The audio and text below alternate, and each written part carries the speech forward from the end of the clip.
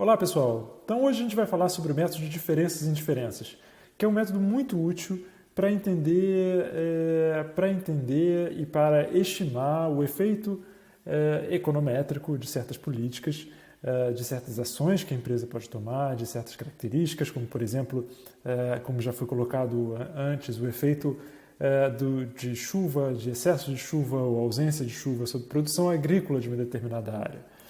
Então isso a gente vai utilizar para esse propósito, a gente vai utilizar dados em painel, assim como a gente viu na última sessão, na última aula, e a gente vai acrescentar a esse formato específico dos dados uma maneira de identificar os efeitos causais do que a gente vai interessado. Então a gente vai aqui com o método de diferenças e indiferenças explorar tanto as diferenças entre diferentes unidades no cross-section, como elas variam ao longo do tempo, e isso vai dar então, margem a gente pensar em duas diferenças, por isso diferenças e indiferenças. Vamos ver isso em mais detalhe. Para começar, por que a gente quer fazer isso? Porque, de fato, a habilidade, a possibilidade da gente observar o mesmo indivíduo ao longo do tempo nos dá uma habilidade única, de fato, que é uma habilidade de controlar para efeitos confounders fixos no tempo, e isso nos ajuda muito a pensar na estimação de certos efeitos e da consistência da estimação dos nossos efeitos. Por exemplo, a gente falou que o índice pluviométrico em diversas regiões que plantam soja no Brasil, a gente deu esse exemplo nas aulas passadas, elas poderiam estar correlacionadas com vários outros aspectos, como, por exemplo, o tipo de solo, estruturas de custo, até mesmo mercado de trabalho e por aí em diante, infraestrutura instalada e por aí em diante. Se a gente consegue, então, controlar por esses aspectos que estão fixos ao longo do tempo, ou aproximadamente fixos ao longo do tempo, a gente consegue pensar apenas no efeito de algo que mudou, que pode ser o índice pluviométrico, por exemplo, na produtividade daquela empresa, daquela região. Então, a gente vai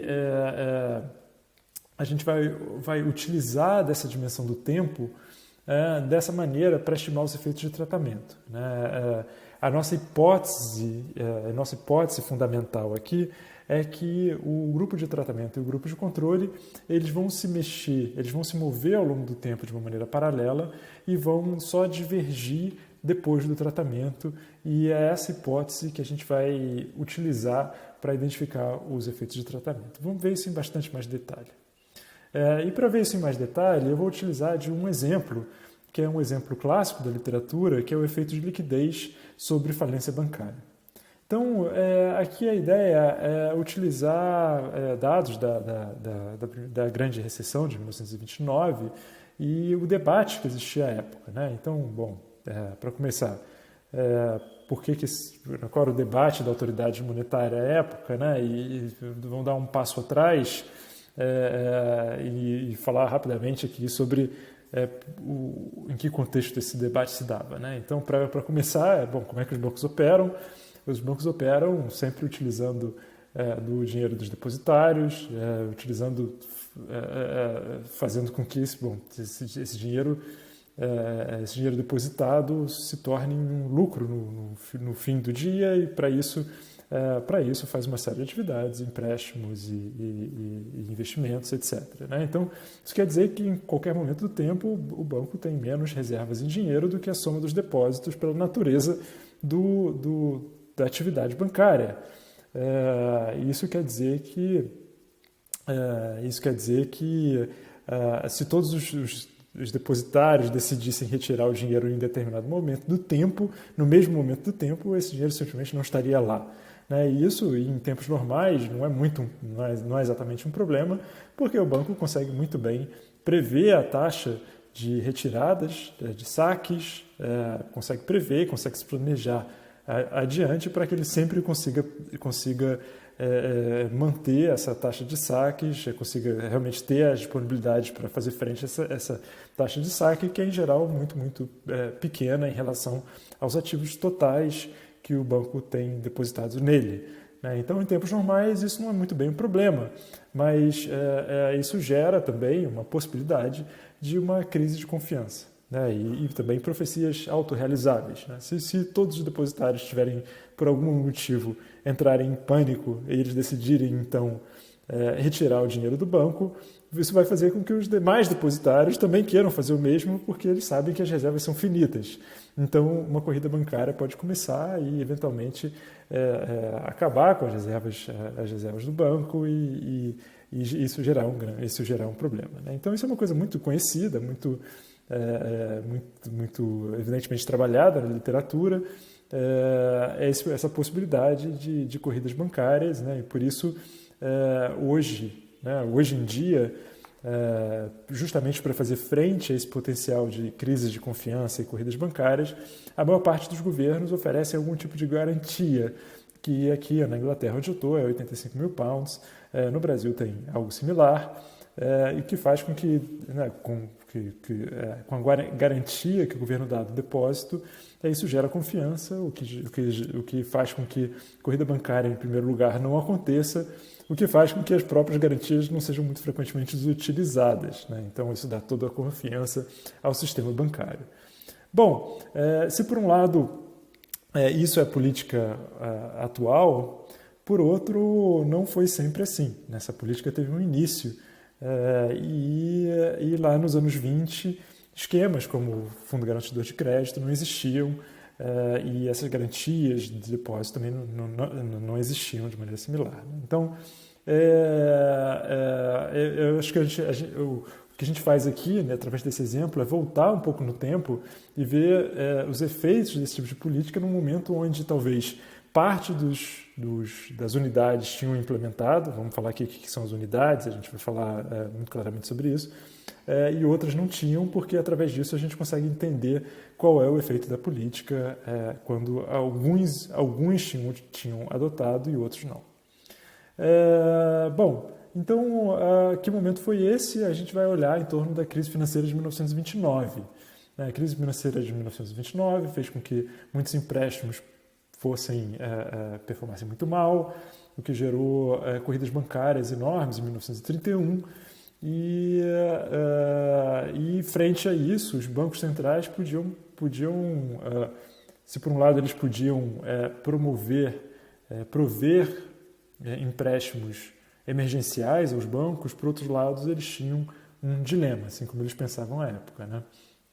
O dilema era o seguinte: se por um lado eles poderiam dar o empréstimo aos bancos, restaurar a confiança, parar com a corrida bancária, por outro eles criariam um problema de risco moral, que é o risco moral é o seguinte, é que se os bancos internalizam que eles não vão quebrar, então eles podem, assim como os policymakers da época pensariam, eles poderiam incentivar eles a tomar mais risco em primeiro lugar, se eles internalizam que no final do dia, se houver uma crise bancária, eles vão ser salvos, né? Então esse é um lado do debate. O outro lado vamos deixar os bancos quebrarem, não vamos restaurar a confiança no sistema bancário e isso não vai incentivar, na verdade vai desincentivar a tomada de risco. Então tinham esses dois lados do debate e a pergunta aqui é qual é, do ponto de vista econômico, né, qual é o melhor para as sociedades, o que é melhor para promover crescimento no longo prazo, por exemplo,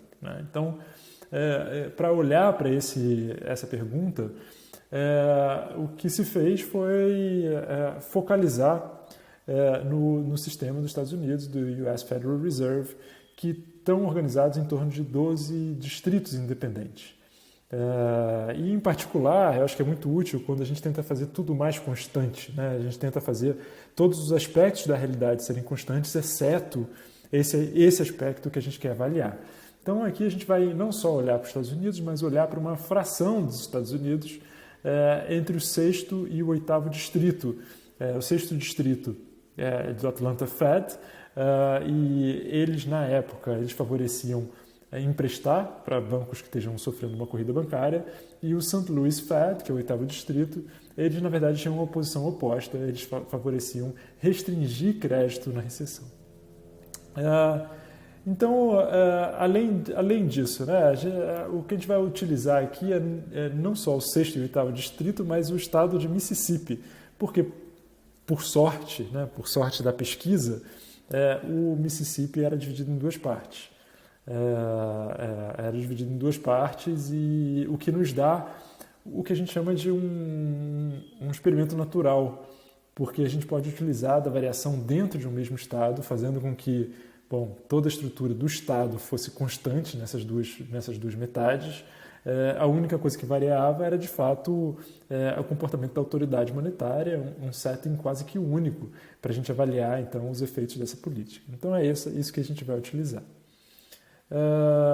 E, de fato, no 6º distrito, que a gente vai considerar o nosso distrito, no 6º distrito que a gente vai considerar, de alguma forma, um distrito de tratamento, aumentou o empréstimo em 40%, e o 8º distrito, que basicamente mais perto de não ter feito nada, ele reduziu um pouco o crédito em aproximadamente 10%, mas é mais perto de não ter feito nada em oposição até maciçamente aumentado a quantidade de crédito em 40%. Então vamos olhar um pouco como é que são a geografia disso, né, desse problema. O Mississippi está aqui e, como a gente pode ver, o 8º distrito cobre não só o Mississippi, mas como outros estados, e o 6º distrito também. A questão é que o Mississippi é um estado que ele é de fato cortado ao meio por duas autoridades monetárias diferentes. Então, dando um zoom aqui nós temos o Mississippi, o norte dele está no 8º distrito, o sul dele está no 6º distrito, e é exatamente isso que a gente vai utilizar para tentar capturar os efeitos de tratamento. Bom, vamos lá. Então a gente vai, como eu disse, o 6º distrito a gente vai considerar como o distrito de tratamento, que aumentou o empréstimo, e o 8º distrito a gente vai considerar como o grupo de controle, que ou não fez nada ou diminuiu o empréstimo um pouco, né, por volta de 10%. E se a gente olhasse ao longo do tempo o número de bancos em funcionamento no 6º e no 8º distrito, a gente veria que no 6º distrito há de fato uma queda, né? Em 1929 começamos com um pouco acima de 140 bancos em funcionamento, e lá para 1934 nós temos algo como um pouco acima de 100, é uma redução muito grande do número de bancos em funcionamento durante esse período. E no 8º distrito, consistentemente sempre tem mais bancos do que no 6º distrito, começa como algo perto de 170 bancos e diminui para algo um pouco abaixo de 120 bancos lá para 1934, sendo que aqui em 1931, por volta de 1931, as corridas bancárias de fato acontecem. Então, como é que a gente vai formalizar esse problema dentro da nossa econometria? Eu vou dizer que o YDT é o número de bancos abertos no distrito D no ano T. E eu vou dizer que qualquer ano antes de 1930 é antes da crise bancária, e depois, ou no ano de 1931, é depois da crise bancária. E se a gente olhasse, então, vamos só olhar aqui em volta a comparação entre 1930 e a comparação entre 1931. Se a gente olhasse só para o número de bancos no 6º distrito, que é o distrito de tratamento, em 1930 contra 1931, o que a gente veria é que em 1930 tinham 135 bancos e em 1931 tinham 121 bancos, ou seja, entre 1930 e 1931 houve uma redução de 14 bancos, e se a gente fizesse essa mesma conta para o 8º distrito, essa redução teria sido de 33 bancos. Então, se a gente pensasse o seguinte, se a gente estivesse só olhando, digamos, para uma comparação antes e depois, o que aconteceu antes e depois de 1931 no grupo de tratamento, no 6º distrito, a gente chegaria à conclusão, se a gente pensasse só numa comparação antes e depois, a gente chegaria a uma conclusão que talvez esse tratamento, que é o tratamento de prover liquidez aos bancos que estão sofrendo crises bancárias, de fato não teve nenhum efeito, porque houve uma redução do número de bancos houve uma redução no número de bancos durante esse período. No entanto, se a gente faz uma comparação, se a gente olha em relação ao grupo de controle, a gente observa que houve uma queda muito maior no grupo de controle, né?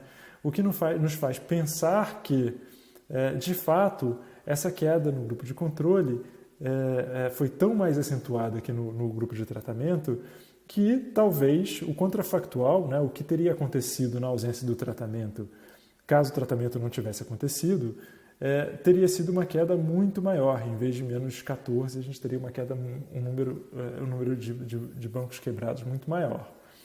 Então, é isso que a gente vai utilizar para a nossa identificação, né? A gente vai tentar aqui, através da econometria, utilizar o grupo de controle, o que aconteceu no grupo de controle, para inferir o que teria acontecido no grupo de tratamento, caso o tratamento não tivesse acontecido.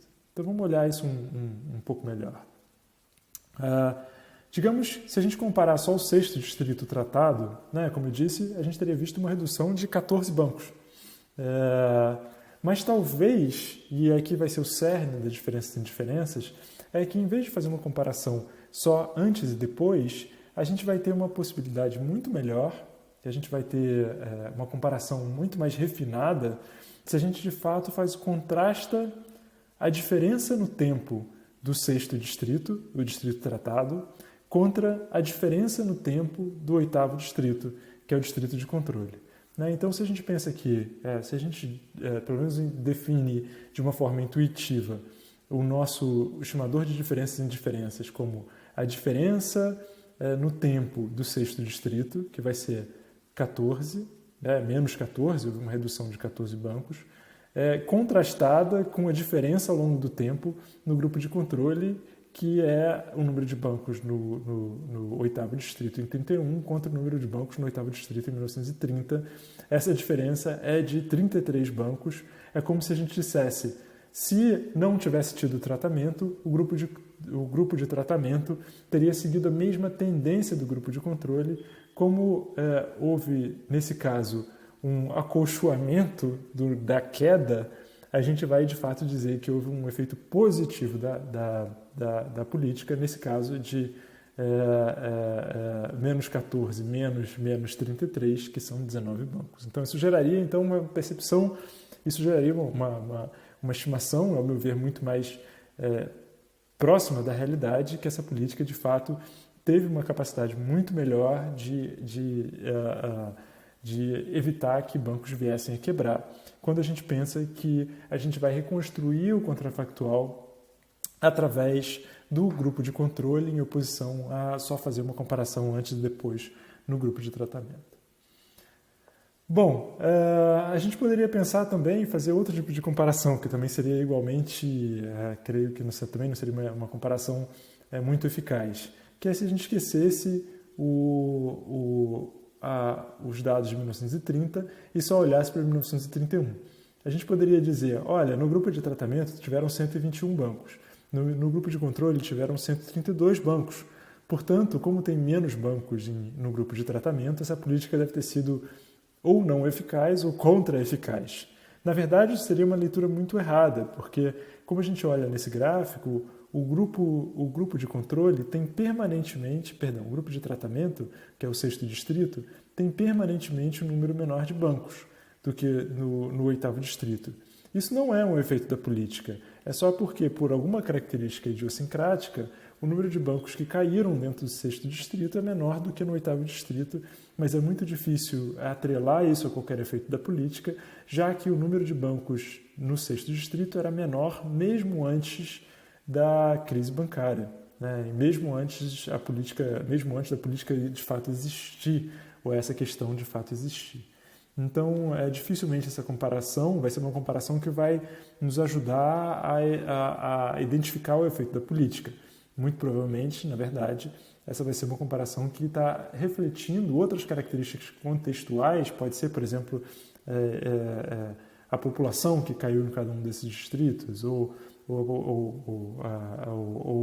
digamos, onde estão os negócios, onde está o PIB dentro desse estado, que vai de fato atrair o mercado financeiro. Então, essa comparação dificilmente seria uma boa comparação também. Então, vamos transformar essa intuição que é a intuição das diferenças e indiferenças, né? Comparar o grupo de tratamento ao longo do tempo com o grupo de controle ao longo do tempo, e vamos transformar ela numa estimação econométrica. E qual é a chave para essa identificação? Qual é a hipótese fundamental aqui?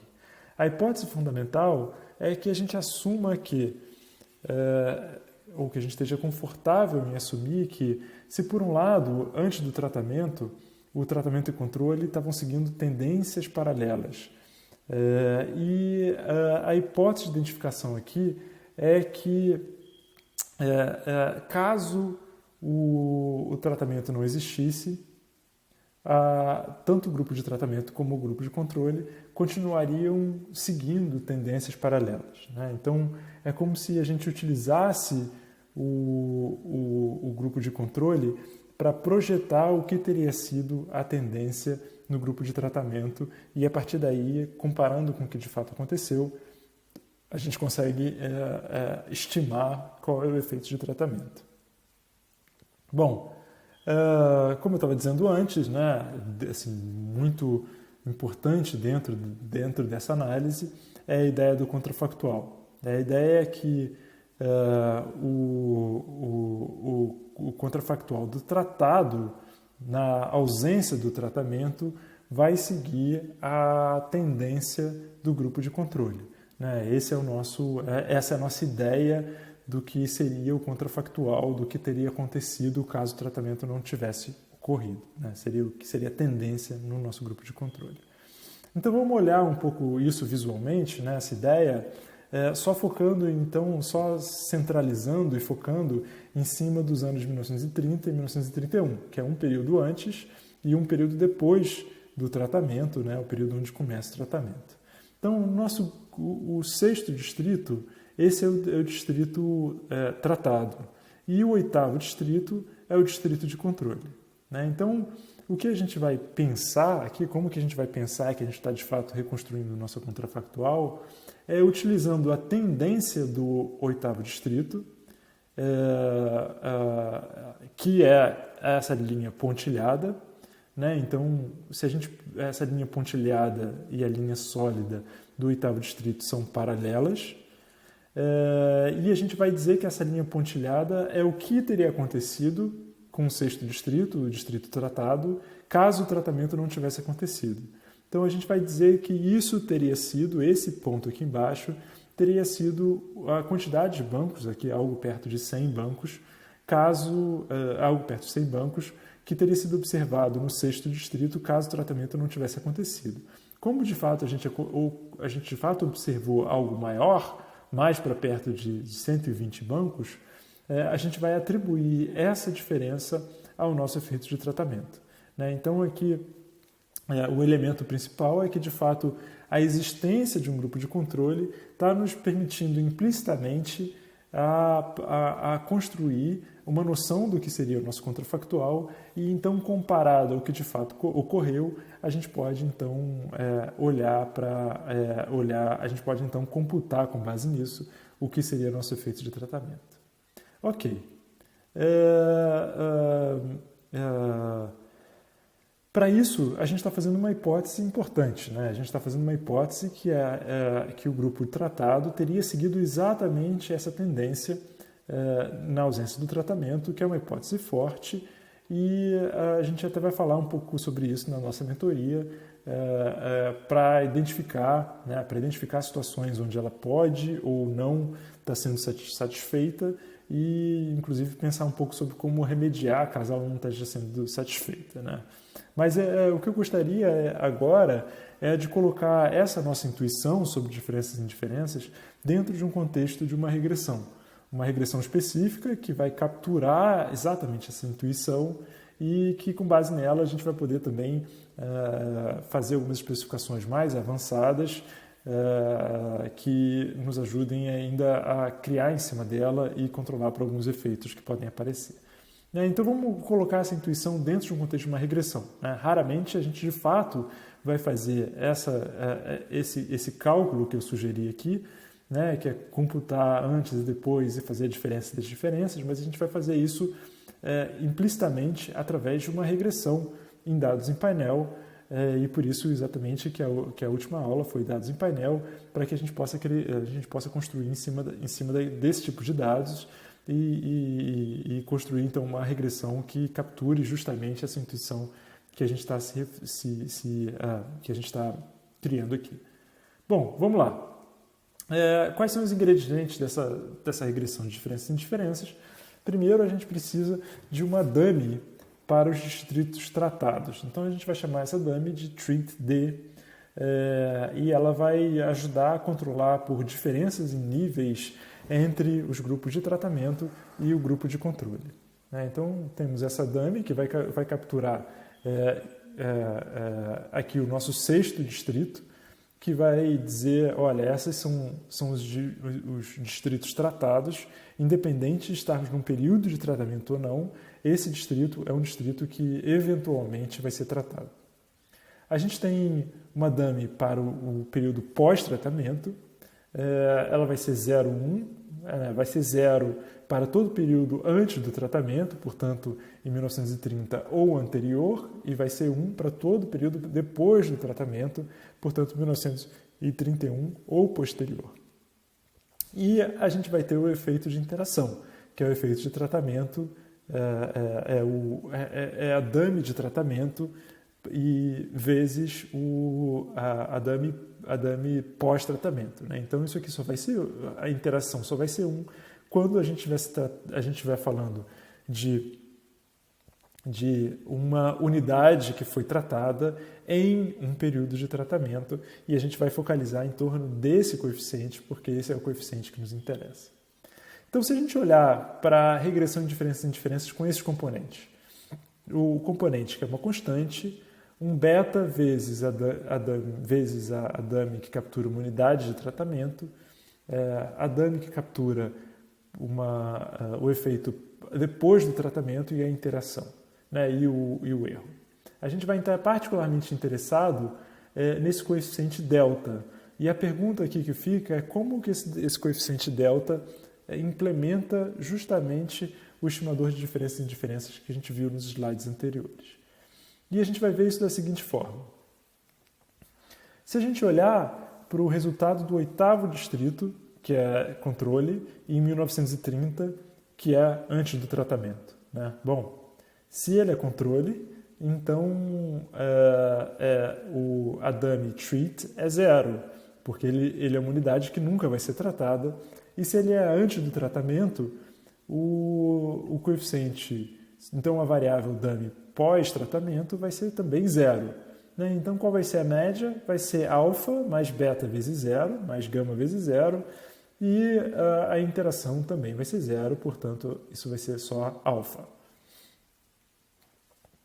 O 8º distrito, em 1931, a única diferença é que ele é depois do tratamento. Ele continua sendo uma unidade de controle, portanto, o treat_d é 0, pós-tratamento é 1, e a interação continua sendo 0, porque o treat continua sendo 0, então a média dele vai ser alfa mais gama.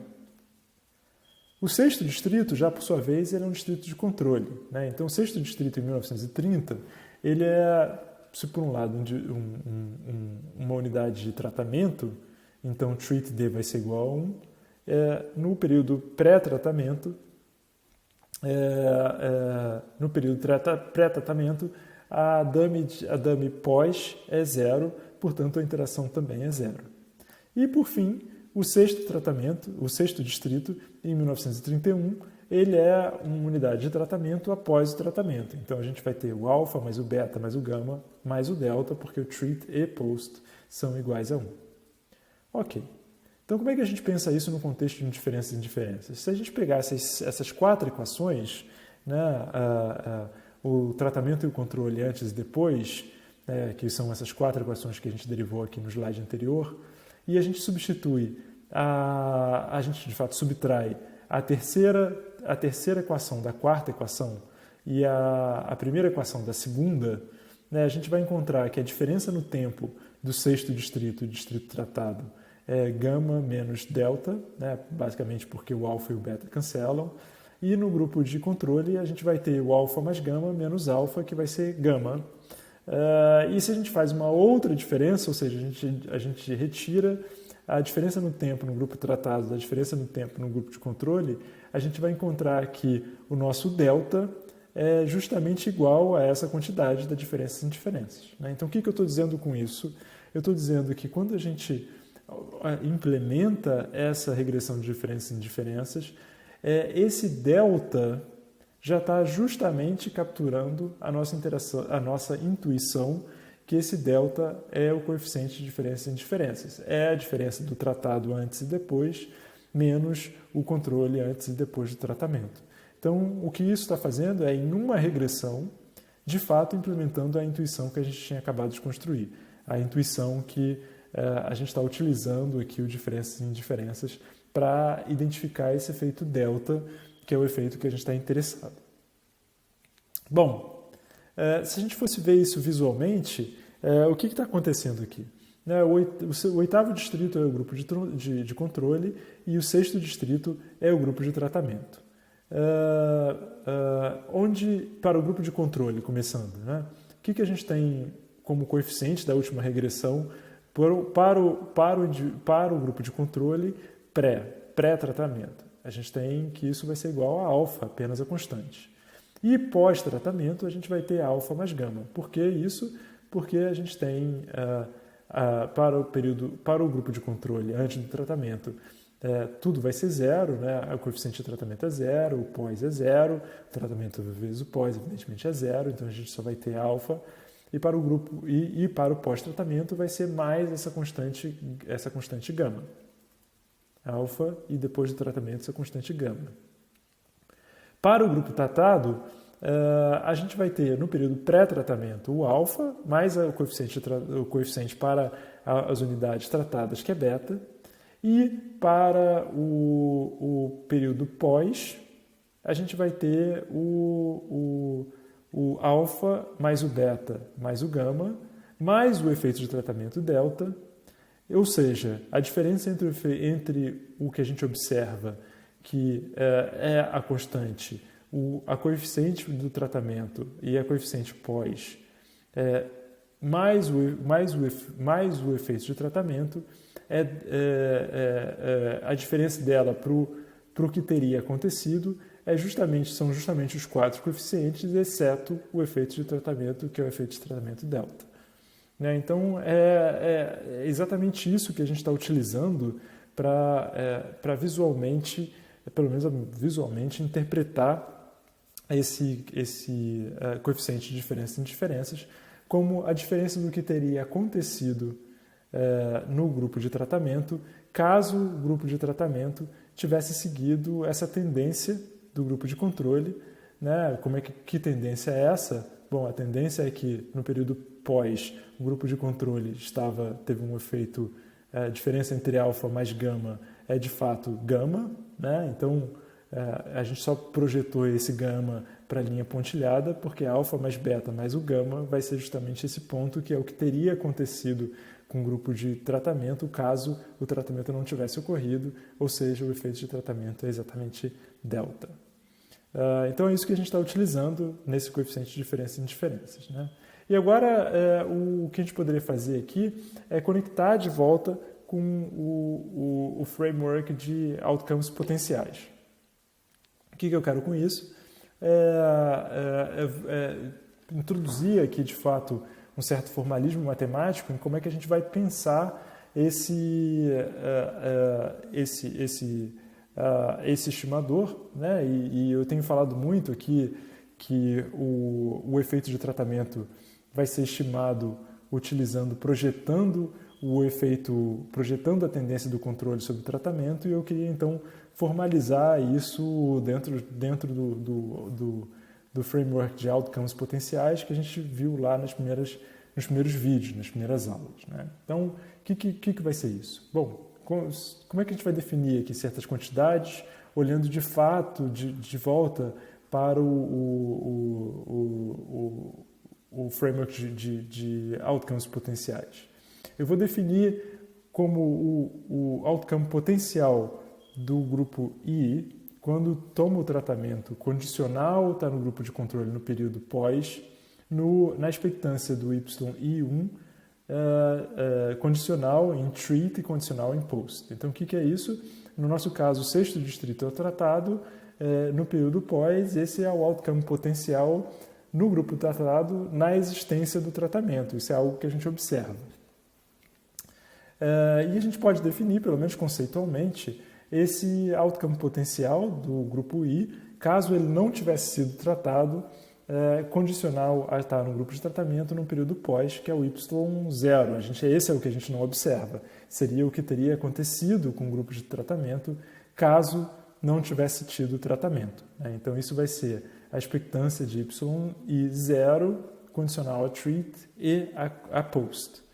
A gente estaria interessado aqui nessa, o que seria o average treatment effects on the treated, seria a diferença entre o YI0, I1 e o YI0 para essa população que foi tratada no período após o tratamento, mas infelizmente a gente não observa a expectância de YI0, a gente não observa o grupo tratado caso na própria ausência do tratamento.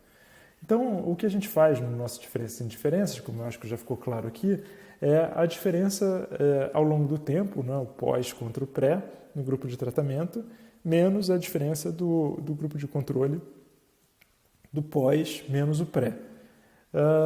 E isso, sob certas condições, que a gente vai falar agora, vai de fato identificar o efeito de tratamento. Como é que a gente vê isso?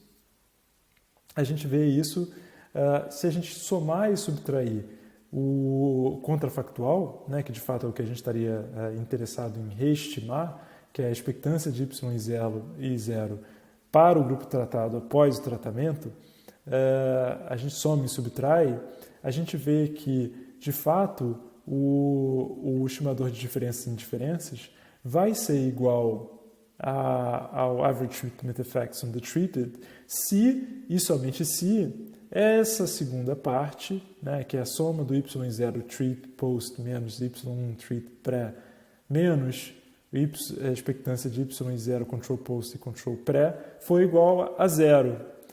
Então, eu acho que o que é importante aqui é a gente colocar um pouco de intuição de quando isso vai acontecer. E isso vai acontecer justamente quando o tratamento e o controle seguirem tendências paralelas, que é a hipótese que a gente já tinha colocado anteriormente.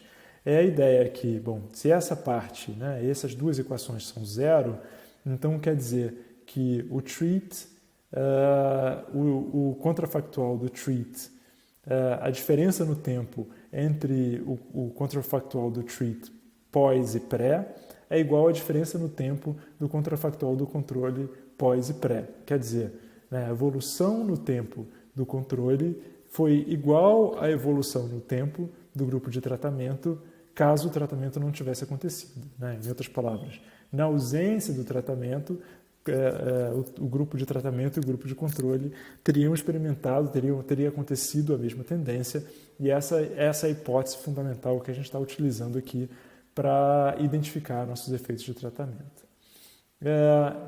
Sob essas condições, então, de fato, sob as condições de hipóteses paralelas, então, de fato, o estimador de diferenças e indiferenças vai identificar o average treatment effects on the treated, que é o que a gente tinha postulado desde o início. Ok. Se a gente rodasse essa especificação sobre de fato o exemplo dos bancos, a gente encontraria um resultado como esse. A gente encontraria que o efeito foi o efeito do coeficiente de diferenças e indiferenças, aqui usando todos os períodos, não só o período imediatamente anterior e imediatamente posterior, sugeriria que por volta de 20 bancos foram salvos pela política do sexto distrito de emprestar para bancos que estão sofrendo corridas de liquidez, que é um efeito significante, e também há evidência que essa política levou a efeitos econômicos muito positivos. Então, hoje, essa é uma política de fato consolidada, não era a época, mas a gente olhar para o que era essa política à época e no momento onde ela foi introduzida, ajuda a gente a entender quais são os efeitos dessa política no primeiro lugar. Então, ok. Agora, o que eu gostaria de fazer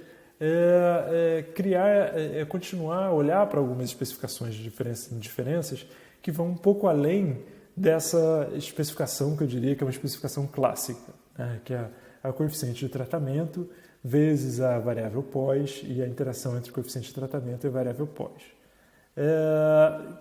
O que é isso? Né? Suponha que a gente queira, digamos, olhar para o efeito de internet em educação. Né? Pode ser o efeito de chuva sobre a produção de soja também. Né? Então, o que vai acontecer nesse caso?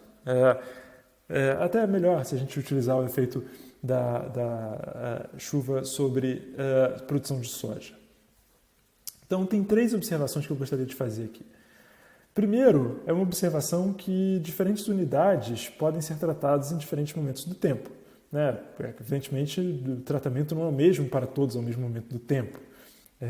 Em alguns lugares vai chover, em outros não vai. E quando chove num lugar, não necessariamente vai chover em todas as unidades ao mesmo tempo. Né? Então, a gente tem que pensar que a gente tem que poder incorporar esse tipo de efeito, diferente do exemplo anterior, onde a política de empréstimo era a mesma para todas as regiões dentro do 6º distrito. Quando a gente pensa em chuva ou acesso à internet, isso não mais é verdade. Segundo, é que o tratamento não é só 0,1, tratado ou não tratado, mas ele existe dentro de um contínuo. Pode chover muito, pode chover pouco, mas tem intensidade do tratamento que a gente gostaria de introduzir aqui. Em terceiro lugar, a gente gostaria de controlar para efeitos fixos e efeitos do tempo, porque, de novo, o índice pluviométrico pode estar associado a, digamos, a característica do solo, ou pode estar associado a estruturas de custo diferentes, ou mercados de trabalho diferentes, ou infraestruturas diferentes, que não tem a ver com a variação do índice pluviométrico no curto prazo, pelo menos no curto prazo. E, junto com isso, controlar para efeitos no tempo, para, por exemplo, extrair aspectos que são comuns a todas as empresas, como, digamos, variação no preço. Então, na prática, a gente precisa conseguir olhar para esses 3 aspectos. E eu vou fazer sequencialmente, começando pelo terceiro, como que a gente vai incorporar esses 3 aspectos, como que a gente vai modificar essa especificação clássica para conseguir capturar, incorporar esses 3 efeitos. E como que a gente vai fazer isso? A gente vai primeiro, começando pelo terceiro, se a gente inclui, digamos, para começar, o efeito fixo, digamos, efeito fixo de município, né? Isso é muito importante porque se a gente tiver muitos municípios, se a gente tiver muitos municípios, por exemplo, o nível de educação pode ser muito diferente, ou o tipo de solo pode ser muito diferente entre esses municípios. Então, a gente quer retirar tudo aquilo que é variação entre municípios. Isso é só parcialmente capturado pela variável do treat. E a maneira como a gente vai capturar essa variação entre municípios que não tem a ver com o tratamento em si é inserir efeitos fixos de indivíduo, controlando então tudo que é fixo nesse nível. Como o efeito fixo de município é multicolinear com a variável de tratamento, então a gente vai retirar a variável de tratamento, a variável que captura quais são os municípios que foram tratados, porque a gente tem um nível mais fino de controle aqui, que é um efeito fixo para cada município, e a gente vai ter uma especificação updated, né, que é uma especificação com a variável pós-tratamento e a interação entre treat e post. A gente não mais tem a variável que captura o tratamento, porque a gente tem aqui o efeito fixo de indivíduo. Em segundo lugar, a gente pode pensar em fazer o mesmo com o efeito de tempo. Né? A gente quer retirar tudo que é comum entre todas as unidades, como, por exemplo, preço. São coisas que são ortogonais, são não correlacionadas com o tratamento em si, mas que capturam os choques que afetam todos os períodos pré e pós, né, de uma maneira similar a todos os indivíduos. Então a gente vai substituir a variável pós pelo efeito de tempo, que eu vou chamar de dt, e vamos ficar só com essa regressão updated, que é a interação entre treat post com efeito fixo de indivíduo e efeito de tempo, e a gente continua interessado no nosso coeficiente delta. Então essa é a maneira de fato extrair toda a variação que é constante no nível do indivíduo, né, variando no tempo, e que é constante no tempo, variando entre indivíduos, para a gente afinar essa fonte de variação que a gente está utilizando aqui para estimar nossos efeitos de tratamento. Depois, o que a gente poderia pensar é que as unidades são tratadas de fato em diferentes pontos do tempo, né? Então, não mais a gente vai ter uma dummy de tratamento vezes uma dummy pós-tratamento, mas de fato a gente pode definir uma variável, digamos, t e t, que é igual a 1 se a unidade I é tratada no período t e 0 caso contrário, e nesse caso a gente vai substituir pela interação e a gente vai ter uma especificação atualizada que vai ser y e t igual a delta t e t mais c e t mais ci mais dt mais o erro, né? Então aqui a gente só substituiu a interação por uma variável que já codifica quais são as unidades que estão no período tratado, quais unidades tratadas no período tratado, que é igual a 1 e 0 caso contrário. Por fim, a gente pode introduzir também a intensidade do tratamento, né? A gente pode estar interessado em quão intensivo o tratamento é, de novo no caso pode ser o índice pluviométrico, mais ou menos intensa chuva, e a gente pode fazer isso dentro dessa mesma especificação, mas só reinterpretando o que é a variável de tratamento. A gente pode dizer que não mais a variável é 0 ou 1, mas agora ela pode ser 0 caso não tenha nenhum tratamento e ela seja maior que 0 caso a unidade I seja tratada no período T, e esse maior que 0 vai ser tão maior quanto maior for o tratamento, né? Então pode ser, digamos, a variação em torno de um índice pluviométrico usual, né? Se choveu mais do que a média para aquele local, retirando aqui a média histórica para aquele local, colocando aqui também os efeitos fixos do local e do tempo. Então agora a gente está fazendo uma variação muito mais fina aqui, muito mais cuidadosa do que só olhar para a variação inteira, se chove ou se não chove, porque como a gente já tem dito, essa variação está carregando vários outros confounders junto com ela, não identificando, portanto, o efeito de chuvas. Então, a gente, não só aqui a gente falou de qual é o modelo de diferenças e indiferenças clássico, né, que temos o efeito de tratamento, o efeito pós e a interação do tratamento pós, mas também um modelo de diferenças e indiferenças que é o mais usual de ser utilizado na prática, né, onde a gente tem 3 modificações, né, a introdução de, em primeiro lugar, a introdução de efeitos fixos de indivíduo, efeitos fixos de tempo, incorporando a ideia que diferentes unidades podem ser tratadas em diferentes pontos do tempo, e incorporando a ideia também que esse T e T ele não precisa ser tratado ou não tratado, mas ele pode capturar a intensidade do tratamento também, que é uma versão um pouco mais geral do que a versão clássica, mas cujos critérios de identificação continuam basicamente não modificados. Na ausência do tratamento, o grupo de tratamento teria seguido a mesma tendência do que no grupo de controle, que é nossa hipótese de identificação em primeiro lugar. Bom, então o que eu gostaria de fazer para a mentoria de quinta-feira, eu vou fazer uma discussão, eu vou apresentar a discussão, né? Eu gostaria primeiro que vocês só revisassem esse material, eu vou mostrar alguns diferentes plots de efeitos ao longo do tempo e a gente vai discutir um pouco sobre tendências paralelas, se elas existem ou não, se elas são capturadas ou não, né?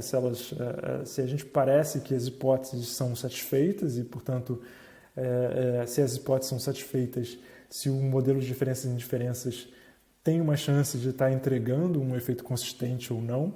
E eu vou apresentar algumas especificações para a gente fazer isso. Então, eu vou, através da mentoria da próxima quinta-feira, aproveitar essa mentoria para revisar parte desse material e avançar um pouquinho no material para a gente ver alguns efeitos ao longo do tempo e alguns efeitos potencialmente, inclusive alguns efeitos simulados sobre quando tendências paralelas existem e não existem e suas consequências sobre a nossa estimação dos efeitos de tratamento. E, para terminar, só para deixar aqui onde a gente está, né? Hoje a gente falou sobre modelo de diferenças e indiferenças, a gente vai falar do Regression Discontinuity Design na próxima aula e vamos fechar essa ideia da estimação contrafactual falando sobre variáveis instrumentais e Local Average Treatment Effects, para então terminar essa primeira parte do curso seguindo em diante com outros aspectos da estimação, falando de efeitos não lineares, de máxima verossimilhança, de probit logit, métodos generalizados de momentos e regressões não paramétricas. Terminando esse primeiro bloco da sequência de métodos quantitativos. Ok? Então nos vemos na quinta-feira. Até lá e espero continuar essa discussão sobre diferenças e indiferenças nessa ocasião. Ok? Até já. Tchau, tchau.